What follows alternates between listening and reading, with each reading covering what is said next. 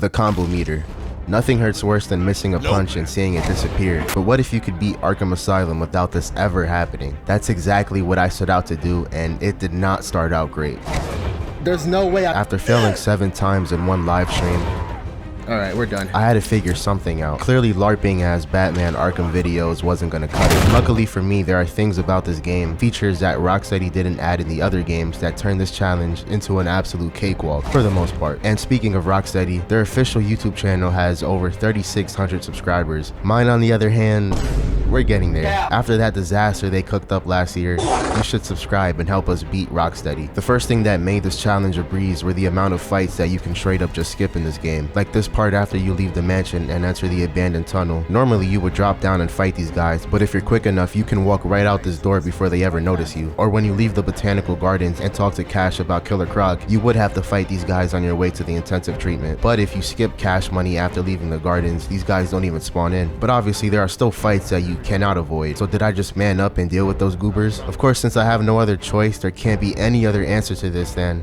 no, not at all. Let's rewind back to the first combat encounter, and I'm not sure if you'll notice, but if you look closely at what happens to this goober after I kick him, he flew right into the electric gate and got a lobotomy. But for some reason, I didn't put the pieces together and kept trying to pretend that I was good at the game. Okay, bro. The next day I pulled up with my cell-proof strategy. Avoid punching and countering as much as possible and use these electric gates to my advantage. You can't lose a combo if you never even had one to begin with. Now of course, not every room has an electric fence for frying mentally challenged people. Luckily, necessary fights that take place in these kinds of rooms are few and far between, and usually only have a few thugs to batter. On the flip side, that still didn't stop me from selling on these way more times than I want to admit, especially in the most cursed building of this challenge. But first, let me show you how I safely got there. On my way to the first Titan Goober, I didn't want to risk fighting these dudes in tight corridors because walls and corners can be weird in this glitchy game. So I fought them in this larger area instead. And then after this dude drank way too many monsters, I almost sold on these 2 thugs here, which shook me up a bit, so I knew I had to do things differently in the future. After that, I made it back to the first serious encounter, but this time things were not so serious because of this beautiful electric gate. Then I screwed up in the first Predator encounter, so thank God this isn't a no damage run.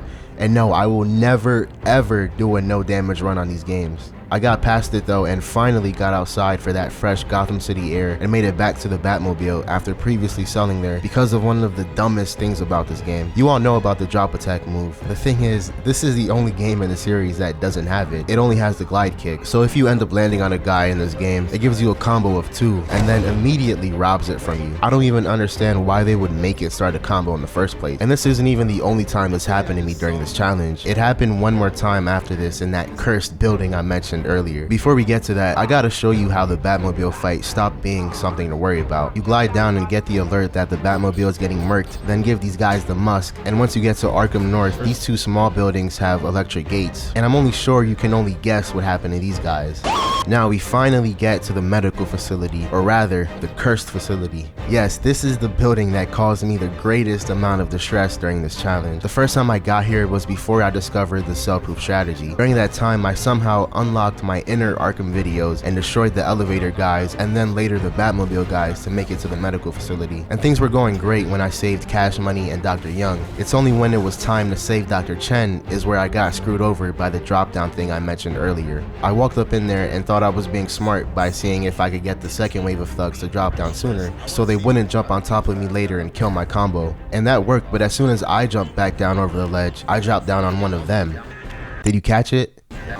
In the moment, I didn't even notice it, so I kept fighting as if a cell didn't just happen, only for me to immediately mess up again. And this time, it was clear as day. It's like the game knew I didn't notice the initial cell, so wanted to make sure I got the memo. Next time I made it back there, I knew the strategy, so finally got past the room, and then got past the first Scarecrow Nightmare. Of course, you know Bane comes up right after this, but there's a little skirmish before it in this hallway. Not wanting to risk another cell, I ran around hoping to find another electric gate, and decided to see what would happen if I just walked through this door. Turns out this is another one of those fights you can skip, which brings us now to Bane. I wasn't sure if throwing a batarang when he charges at you would start a combo, so I placed down explosive gel to try and deplete his health that way. This would have worked if Bane didn't constantly regenerate his health, so I gave in and risked it, and luckily throwing the batarang did not start a combo, but that still doesn't mean I'm off the hook. There are 2 boss fights in this game where starting a combo is absolutely necessary. This happens to be one of them, and we'll get to the second one in time. When you deplete a full bar of Bane's health, you have no other choice than to strike him a few times so that Batman would tear out one of his venom tubes. Now, if I was being super strict, this technically would count as a fail since the fight doesn't end until the third tube is ripped out. But since the game forces me to lose combos during the first two phases, considering this a cell isn't necessary. But this poses another question. We all know Bane is basically a glorified Titan thug, so would I run into the same issue with those goobers since you have to punch them during their stun phase? Of course not. That's not how the game works, guys. Their health doesn't regenerate like Bane's, so you can keep letting them run into walls when they charge, and eventually you'll be able to knock them out. All you would have to do is make sure they're the last thug to take out. Sounds like a plan, right? Nah. This is gonna be an issue when we get to rooms where there are multiple Titans. Sure, it's possible to knock both of them out in one combo, but this is way too risky to attempt. I did not want to increase my probability of selling and having this challenge take 5 months to beat like it's taken others doing similar challenges.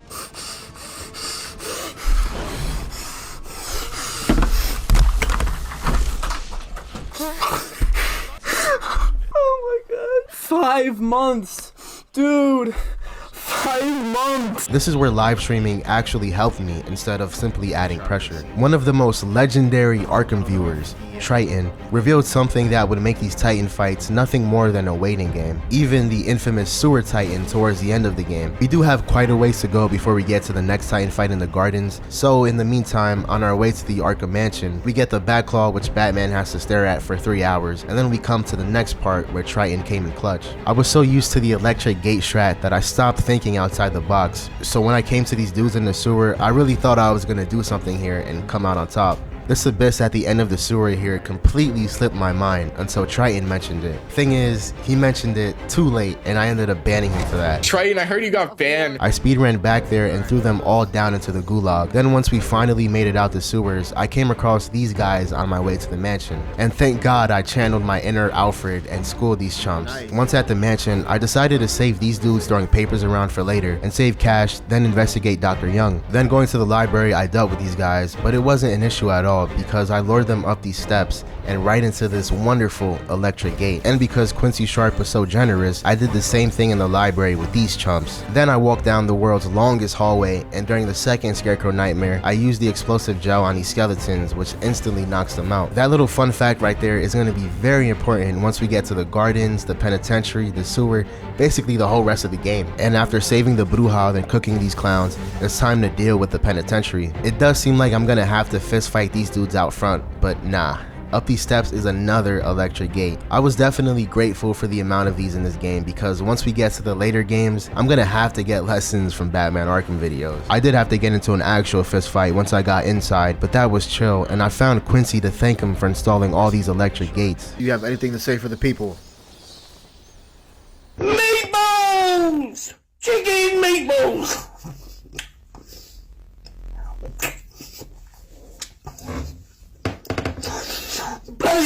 Bloody noise!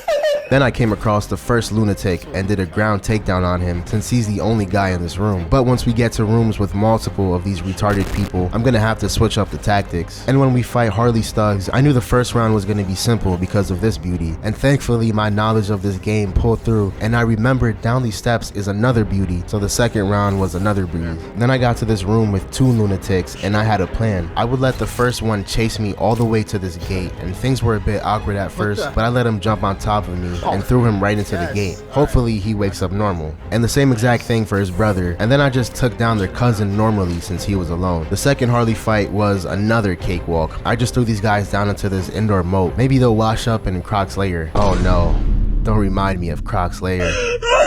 I'll explain later. First, we have to actually get there, and on our way, I had 3 lunatics to deal with. The first one did it to himself by rolling around all hyper, and the other 2, I didn't have a gate, and I couldn't do a ground takedown without failing this challenge with both of them there. So first I tried to run past them and leave, but the game didn't let me. So I whipped out the explosive whipped cream and kept blowing them up until I probably killed them. Explosive gel knocking people out is another one of those things about this game that allowed me to beat this challenge in a timely manner. And I promise we're at the part where gel really comes in clutch because we're finally at the Gardens.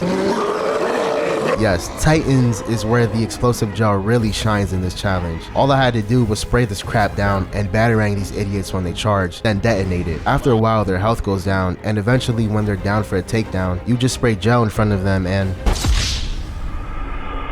Again, this game loves me so much and lets me skip these guys. Then I got to the third Scarecrow Nightmare, and bro tried to get me with his gaze. Whoa, gay! Same as last time with these Skeletors, just blow them up. But it gets a little more complicated once we get to the end. Kinda screwed up by getting the auto detonation upgrade since it's harder to bomb multiple skeletons. And almost every time I tried to spray it down, they would kick me and the gel would just disappear. This got so annoying that I risked it all and actually fought him. Now, the entrance to Killer Croc's lair. I thought I was clever by hacking this box and hoping I could skip fighting these dudes. And sure, I could skip them, but it also alerts all the other guys down here. This kinda made me panic, especially with these two guys getting guns. So without any way to instant knock out these dudes, I just started punching them and then evaded to these stairs. Then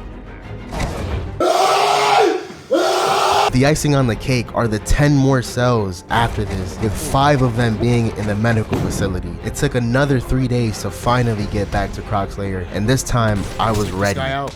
Oh no, he's shooting, he's shooting, he's shooting. Let me tell you, I'm ready to kill people. I'm sick of this not literally. Okay, now I was really fed up with this freaking asylum, and the very next run, I made it back to Croc's lair, this time with determination. This was either going to be the run, or I was gonna end up becoming a mental patient. There we go, finally. Croc himself was irrelevant for this challenge, and I went through another sewer gulag session, got the Ultra Backclaw, and headed to the pump room, where I could then skip another possible cell by using the range amplifier upgrade on the cryptographic sequencer. Typically, the sewer titan fight gives you a sense of dread, but as you could only guess, this room gives us not 1, not 2, but 3 electric gates to use at our disposal. This fight literally had zero threat of ending this run, which wouldn't be the case in a no damage run, which I already said I'm definitely never going to do. This trend of typically hard boss fights having zero risk involved for this challenge will continue, because now Poison Ivy is up. It's ironic how challenges make you discover easier ways of dealing with fights in these games. There's literally no reason to even engage with these security guards. Doing so almost always means you'll do worse in this fight. I just kept jumping over them and focusing on hitting Ivy while dodging all the goofy stuff she tries to do. This run really was legendary. All 18 of the previous cells were building me up, forging me to finally make it to the end. The final double Titan fight was tedious and took some time, but there was still zero chance I was gonna screw it up. And then when I finally got to Joker, sure I died, but that's only a small hiccup in the grand scheme of me finally beating this challenge in 20 attempts with 19 fails. And by the way, this is the other boss fight where the game forces you to lose a combo. If you want to be super strict and say I didn't really beat this challenge, then Deal.